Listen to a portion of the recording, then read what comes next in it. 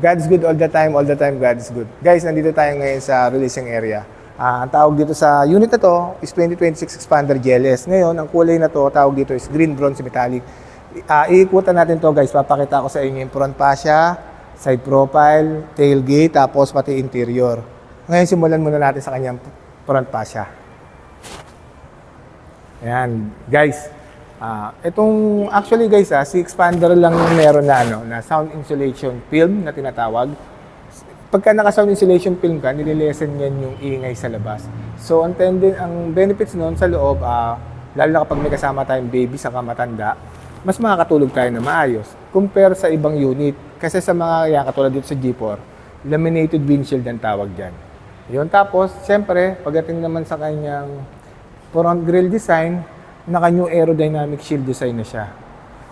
Ang tawag dito sa kanyang headlight, T-shaped headlight. 'Di ba guys? Napakaangas.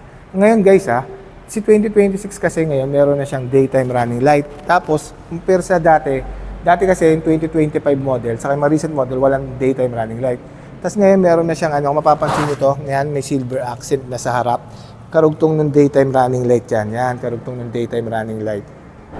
Tapos, pagdating naman dito sa kanyang front grille, dito sa kanyang front grille design, yan, naka-vertical na siya compare sa dati. Tapos kung mapapansin nyo guys, medyo marami na siyang butas na malalaki. Para sa better exhaust, para sa intake and outtake ng hangin. Nakakatulong yan guys. Kapag yung engine natin, masyado na natin ginagamit, kumbaga yung biyahe tumagal na tayo ng 3 hours, 4 hours. So nakakatulong yan para mas napapalamig yung engine. So nape-prevent nyo yung overheat. Tapos guys, pagdating naman sa kanyang headlight guys, ngayon naka-LED na siya. So, LED na yung headlight niya. Yan, LED na yan guys. Yan. Puti na siya ngayon compare dati sa dilaw. Yung halogen kasi bulb yung halogen na projector headlight, dilaw kasi yun. Tapos guys, dati kasi, itong fog lights na to, halogen yan dati. Ngayon naka-LED na siya. Yan. Tapos guys, kung mapapansin niyo yung front chin, tinatawag natin na yan sa ilalim ng bumper. Grabe guys, dati diretso lang yan, yung front chin na yun. Ngayon, pero parang naka-aero skirt na ang tawag dyan sa ganyan. Yan, di ba? Yan yung front fascia ni Expander GLS. Ngayon, punta naman tayo dito sa kanyang side profile. Yan. Kita ba? Yan. Yan kung mapapansin nyo guys, na siya, naka two-tone alloy wheel, 17 inches yan guys, yung side profile. Medyo na siya ngayon, compare sa dati. Ngayon parang siya, medyo Japan look. Yan yung side profile. Tapos guys, grabe. Para sa akin, ang kulang na lang dito sa Expander, yung side skirt. Lagyan na lang ng side skirt yan. Katulad ni Expander Cross, yung ganong skirt, napakaganda na yan, pwede na yan. Ayan ayan yung side profile. Yan, dito mas kita. Ayan, di ba? Grabe, One cook. Ang sukat ng gulong niya, 205 by 55 R17. Yan, siyempre, pagdating naman sa kanyang braking system, disc brake dito sa harap. Yan, naka-disc brake yan. Tapos, dito sa likod, drum brake. Yan. Same pala sila. Same disc brake yan. Hindi sila naka-drum brake. Tapos, ang suspension nito ni Expander, MacPherson strut, coil spring with stabilizer bar. Tapos, dito sa likod, torsion beam ang tawag sa suspension. Tapos, syempre guys, si Expander GLS guys, equipped to ng ABS o anti-lock braking system. And then, equipped din siya ng electronic brake push distribution. Equipped din siya ng hill start assist control. Equipped din siya ng active yaw control. Yan, equipped din siya ng Mitsubishi Active Stability and Traction Control. Yan. Equipped na mga ganyan si Expander GLS. Yan guys. Guys, papasok tayo sa loob. Hiramin ko lang yung susi kay guard para mapakita ko sa inyo yung loob. Wait lang guys. Guys, ayun, hiniram natin yung susi kay guard. Guys, ito nga pala. Dati kasi, 2025 guys, hindi naka-body color yung door handle, pati itong side view mirror. Itong side view mirror guys. Yan, yung side view mirror na yan. Yan. Hindi siya naka-ano siya body color. Dati chrome yan. Pero ngayon naka-body color na siya. Ayan, naka-body color. Siyempre guys, equipped to ng keyless operating system. Ayan, oh. Ayan yung switch. Yung susi, kahit na nasa bulsa mo lang guys, within 70 centimeters guys, makakapasok ka rito. Tapos yung side view mirror guys, retractable yan. Pag pinatay mo inon mo yung susi, mag-open yan. Ngayon pag pinatay mo, magko-close yan. Tapos dito tayo sa interior. Yan guys, pakita ko lang ha. Atras ko lang tong upuan para makapwesto tayo. Yan guys. Yan kung mapapansin nyo guys, ayan, napakaangas ng ng control ni expander GLS. Ito guys, leather to. Leather, tas ito sa ibabaw niya, plastic. Hard plastic yan. Tas ito yung controls. Ayan, ito yung central locking. Ito yung controls sa bintana. Guys, actually lahat naman sila may mga controls. Different. Lahat naman ng mga windows, lahat naman ng area, may mga controls. May sarili-sarili silang controls. Ngayon guys, pasok tayo sa loob ha. Yan. Nandito tayo ngayon sa interior guys. Wow, grabe. Simulan natin dito sa kanyang steering wheel. Guys, ito, steering wheel niya, 3-spoke leather wrap. Ito sa kaliwa guys, ito yung control sa infotainment system natin. Yan, yung control. Dito sa kaliwa. Yan. Tapos, dito naman sa kanan, yung control ng cruise control. Yan. Tapos, meron din siyang voice command. Meron din siyang Bluetooth connectivity kapag sasagot tayo ng cellphone natin kahit na hindi natin hawakan ng cellphone natin, basta't nakakonect tayo sa Bluetooth and lang answering call and then baba ng tawag. Yan. Tapos syempre guys guys hindi lang natin kita yung multi-information display niya, ang tinatawag na meter cluster. Yan, oh, yan. Guys, dati guys analog lang yan, ngayon guys digital na yan. Digital na siya. Tapos syempre guys dito sa kaliwa yung control ng ating window. Yan yung control ng window yan. Left, right. Tapos guys, ito, ang tawag dito, Mitsubishi Active Stability and Traction Control.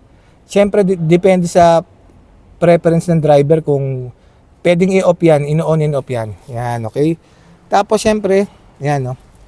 Dito sa kaliwa, yung lalagyan ng, yan, no, guys, lalagyan ng lalagyan ng cup holder. Yan, no? Tapos pwede mo ilagay yung tablet mo dito. Yan, pwede rin yan, kung anong gusto mo ilagay dyan. Yan, pwede mo ilagay yan. Tapos guys, yun, equipped ng cruise control nga pala. Tapos, dito naman sa kanya infotainment system, yan guys 10 inches na yan guys. Wireless connectivity yan. Siyempre, smartphone link display audio, Apple CarPlay, Android Auto, with AM and FM radio, Bluetooth connectivity. Yan guys, ang galing di ba? 10 inches na yan, touchscreen. Tapos guys dito sa dashboard niya guys ito, leather to guys. Leather, tapos ito, hard plastic. Tapos meron naka-insert na brown stitches. Yan, brown stitches. Yan. Ganda rin ng no. Ang ganda rin ng loob ng guys. Ang ganda rin ng dashboard. Tapos guys, syempre dito naman ito yung glove box. Yan. Glove box lalagyan. Tapos guys, dito sa passenger guys, merong under tray dito Ayan no, under tray yan. Lalagyan ng mga sapatos yan guys. Pwede kayo maglagay ng sapatos diyan. Syempre, yan, ayan yung gilid niya. Yung guys, dito naman, pagdating naman sa kanyang, sa ilalim naman ng aircon vent, ito yung push start engine siya. Push start engine, tapos sa kanyang, sa kanyang aircon system, naka dual zone automatic climate control yan guys. Kung ano yung, ito sa kaliwa, sa driver, kung ano yung gusto mong lamig, iseset mo. Ngayon sa kanan, sa passenger, kung ano yung gusto niya lamig, iseset niya. Yun, tapos guys, ito guys, yan. Naka-electronic parking brake with brake auto hold na rin yan. Yan. Tapos syempre naka-CVT to guys Si expander naka-CVT, continuous variable transmission. Yan. Tapos may dalawang cup holder dito. Tapos meron siyang armrest. Guys, yan may tissue holder din to Yan, lalagyan na ng tissue. Yan, lalagyan na ng tissue yan. Tapos syempre ito, lalagyan na ng guys, lalagyan na ng cool box na tinatawag. Guys, actually hindi siya nagpapalamig. Pero yung lamig na pag nilagay mo diyan yung tubig, kung gaano siya kalamig, pagka binuksan mo to, inangat mo, ganun pa rin siya. Yung lamig na niya, na nung nilagay mo siya. Tapos yan, parehas silang may visor. Yan, may visor yan parehas. Driver and passenger. Yan. Tapos yung doom light niya, LED na rin yan. Yung doom light. Yan, LED na rin yan. Tapos guys, pasok tayo rito sa second row Pakita ko lang second row.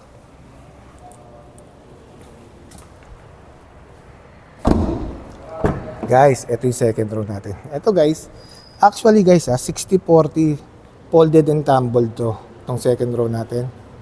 Yan. Ngayon guys, dito sa second row guys, ang bago rito guys, ito, sorry guys naka-plastic eh. May center armrest na siya dito sa gitna. Tapos yan, may headrest na siya. Yan. Tapos guys, dito sa second row guys may control ng aircon vent dito. Ayan no. May control ng aircon vent. Ayan yung control ng aircon vent. Ayan. Tapos guys, meron din sa second row na, ayan no, cup holder tapos lalagyan ng tablet. Tapos guys, ito, meron din siyang socket ng Type A and Type C. Ayan, may socket din siya ng Type A and Type C. Tapos syempre, speaker. Ayan guys, may speaker. Tapos guys, pakita ko sa inyo yung third row ha. Ito guys, 60-40 to ha. Natutupi to. Guys, yung third row na yan guys, masikip lang sa area natin ngayon guys ha. Guys, itong second row na tutupi itong nasasagad to. Yung third row na 50-50 split type yan guys. Itong second row na to guys, itong loob na to guys, nasasagad yung 50-50 kasi natitiklop to yan. Yan ganyan guys, sobrang luwag nito sa loob. Sobrang laki nung ano nito, nung storage just in case na magbabiyahe ka, marami ka may ilalagay dito. Yan. Tapos guys syempre punta naman tayo rito sa likod, sa kanyang likuran. Yan. Built-in spoiler na to guys with third brake light o tinatawag nating high mount stop lamp. Yan, with third brake light. Tapos sa kanyang antena, yan, may spin type antena siya. Tapos guys, ito, naka T-shape headlight din siya sa likuran guys. T-shape headlight na LED. Tapos, yan. Yung rear skirt niya guys, meron din siya rear skirt. Yan, no? Naka rear skirt din yan guys, di ba? Ang ganda rin. Ang ganda. Sobra. Yan yung ano, yan yung interior and exterior. Yung expander GLS automatic. Na guys. Pasensya na guys medyo ano, nasa racing area lang tayo, medyo masikip. Yan yung interior. Ayan guys, napakita ko na sa inyo yung exterior and then interior. Ngayon, didiscuss ko naman yung promo namin. Simulan natin sa SRP nito. Ang SRP nito, 1,259,000. Ngayon, may promo kami ngayon na zero cash out. Zero cash out guys. No hidden charges yung guys. Tapos, all in na yung guys, kasama na yung 1-year comprehensive insurance, 3 years LTO and shuttle mortgage.